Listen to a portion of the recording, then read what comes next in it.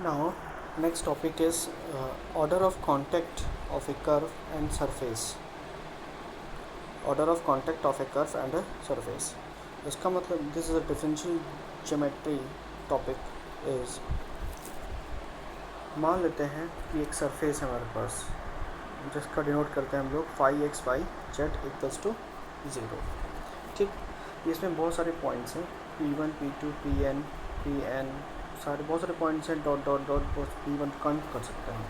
ठीक है, एक ऐसे ही बगल में एक कर्व है, ठीक है, जिसमें पॉइंट P है, एक पॉइंट है P, और इसके जितने भी पॉइंट्स हैं सरफेस के वो अगर उनको टेंस किया जाए तो सबके सब पॉइंट P पे जा रहे हैं कर्व के. अगर टेंस टू करते हैं, टेंस टू रिड्यूस करेंगे पॉइंट्स को टेंस टू P, तो ये सरफेस के जितने भी पॉइंट्स हैं सबके सब जाकर के एक ही पॉइंट P पे कांटेक्ट कर रहे हैं जो कि कर्व में है. ये सरफेस के सारे पॉइंट्स इस तरह बोलते हैं. और ये टोटल सरफेस में कितने पॉइंट्स हैं हमारे पास n+1 पॉइंट है. तो इस वजह से इसमें टोटल कितने पॉइंट सरफेस में हमारे पास n पॉइंट है. और कर्व में जाने के बाद टेंस करने के बाद कितने पॉइंट्स होते हैं, ये सारे पॉइंट्स होते ही हैं इसके सरफेस के, प्लस एक पॉइंट एक्स्ट्रा होता है जो कि जिस पे सरफेस के सारे पॉइंट्स टेंस कर रहे हैं. ठीक है, पॉइंट P है जिसका नाम हमने मान लिया. ठीक, इस तरह टोटल पॉइंट्स कितने हो गए हमारे पास यहाँ पे कॉन्टेक्ट में जो इसके आए हैं सरफेस के, सरफेस वाले पॉइंट सारे कॉन्टेक्ट में आए कर्व के, वो हो गए टोटल n+1 पॉइंट कॉन्टेक्ट इसको बोलते हैं. ठीक, अब इसका ऑर्डर क्या होगा, ऑर्डर में जितने n+1 पॉइंट्स में एक कम करते हैं वो इसका ऑर्डर हो जाएगा. दैट मीन्स n+1 पॉइंट्स है तो इसका ऑर्डर एक कम कर देंगे तो एक पॉइंट कम होने के बाद क्या बन जाता है हमारे पास, एक पॉइंट कम होने के बाद n पॉइंट्स होता है. n+1 में से एक कम कर देंगे तो n बचेगा. ठीक है, इसको डिफाइन कैसे करते हैं. If a curve and a surface have some common points, इसमें मान लिया कि कर्व और सरफेस में बहुत सारे कुछ कॉमन पॉइंट्स हैं, जैसे P1 है, P2 P3 Pn तक जा रहे हैं, टेंड्स टू ए पॉइंट, सब रिड्यूस करेंगे किसे, पॉइंट P से. Then we say that the curve and the surface have a n+1 point contact or contact of order n at point P. मतलब जितने भी कर्व होंगे सरफेस होंगे उन सब के कॉमन पॉइंट होंगे. कौन कौन से कॉमन पॉइंट्स हैं, P1 P2 Pn, सारे कॉमन पॉइंट्स हैं, सिर्फ एक पॉइंट पे टेंड्स कर रहे हैं P पॉइंट. तो हम कर्व एंड सरफेस को कह सकते हैं कि n+1 पॉइंट कॉन्टैक्ट है और contact of order n at point P. तो इसमें कितने पॉइंट कांटेक्ट होते हैं, n+1 पॉइंट कांटेक्ट है, और ऑर्डर कितना होगा, एक कम कर देंगे, दैट मीन्स n हो जाएंगे ऑर्डर.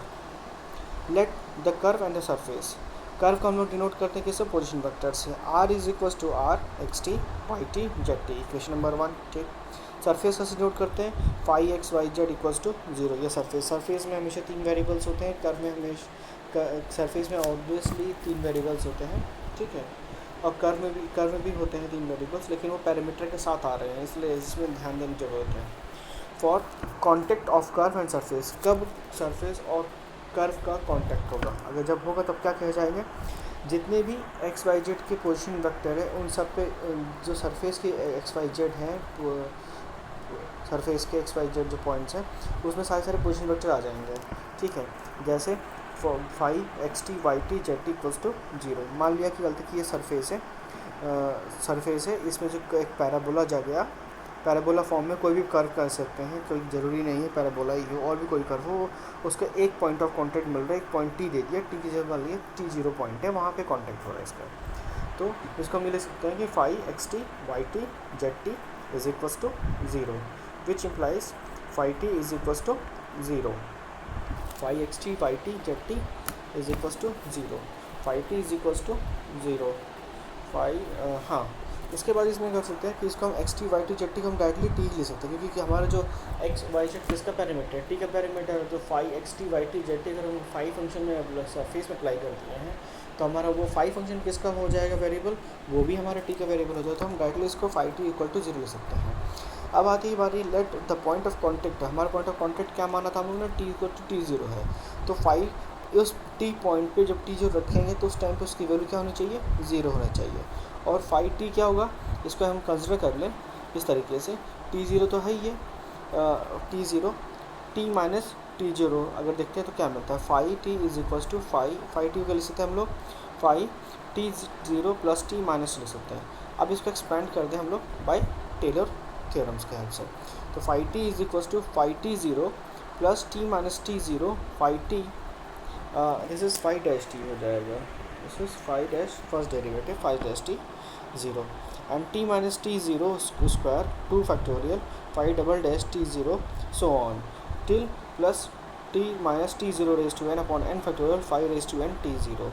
ठीक, देन फ्रॉम स्टार, और हमने क्या किया था, दो इक्वेशन हमारी कंसिडर थी, पहली वाली जो कर्व की इक्वेशन नंबर 1, सेकंड सरफेस की इक्वेशन नंबर 2, और जो पॉइंट ऑफ कॉन्टैक्ट में कंसिडर किया था t equal to T zero पे, वो इक्वेशन नंबर स्टार मान लिया था।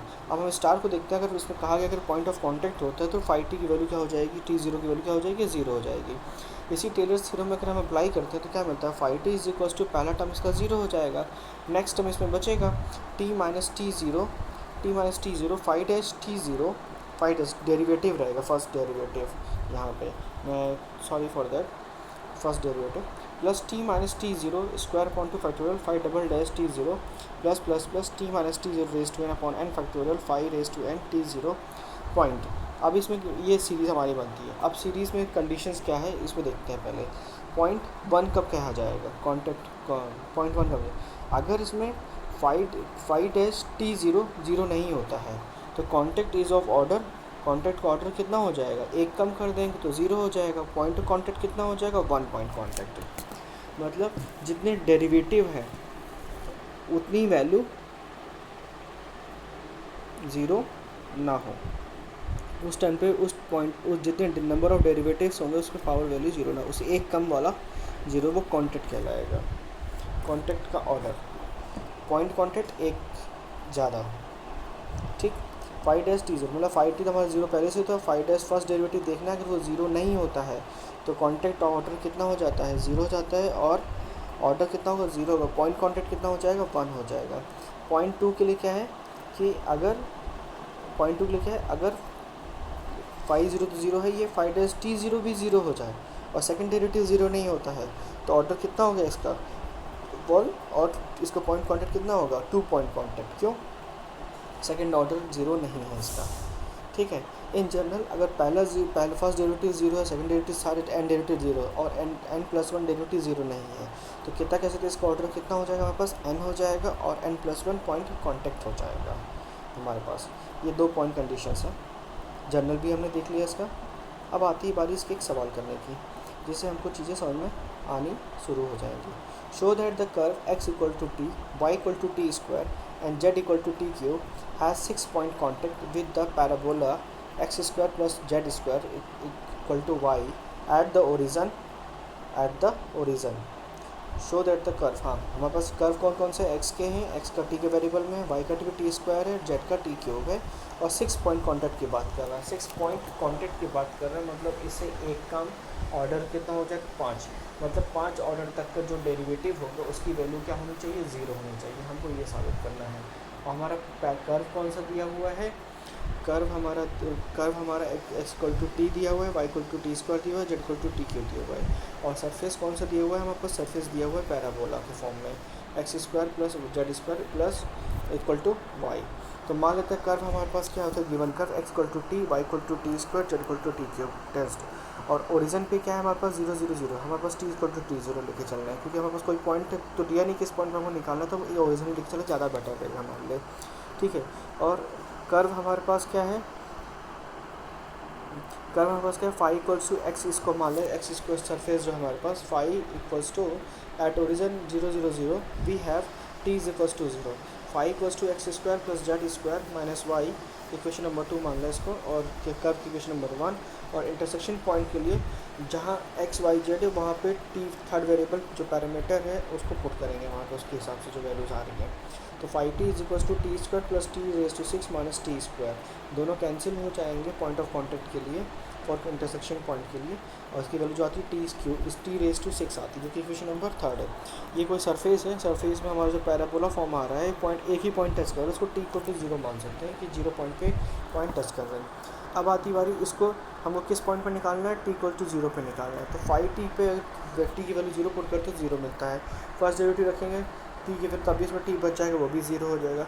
इस तरह डिफ्रेंशिएट करते हुए चले जाएंगे और 5⁵ तक रखेंगे तब भी ज़ीरो हो जाएगा। लेकिन जैसे ही 6th डेरिवेटिव रखते हैं तो इसमें कोई कांस्टेंट टर्म आएगा, क्योंकि टी का वेरिएबल इस केस में पूरा टोटली फिनिश हो जाएगा। और कांस्टेंट टर्म आने की वजह से क्या होगा, जब टी की वैल्यू 0 पुट करेंगे तो यहाँ पे कांस्टेंट टर्म है और कोई भी वेरिएबल नहीं है टी का, उस केस में ये 0 नहीं हो सकता। तो इससे हम साफ साफ ये कह सकते हैं कि कॉन्टेक्ट हमारा क्या है, 5th ऑर्डर का है, क्योंकि 5th ऑर्डर डेरिवेटिव क्या है इसमें 0 है। और कितने पॉइंट कांटेक्ट हुआ है, पॉइंट कितने हैं हमारे इसमें कांटेक्ट जो हो रहे हैं, वो 6 पॉइंट्स हैं, 6 पॉइंट्स है टोटल। कितने पॉइंट्स हमारे इसमें टोटल 6 पॉइंट्स हैं। This is so, thank you.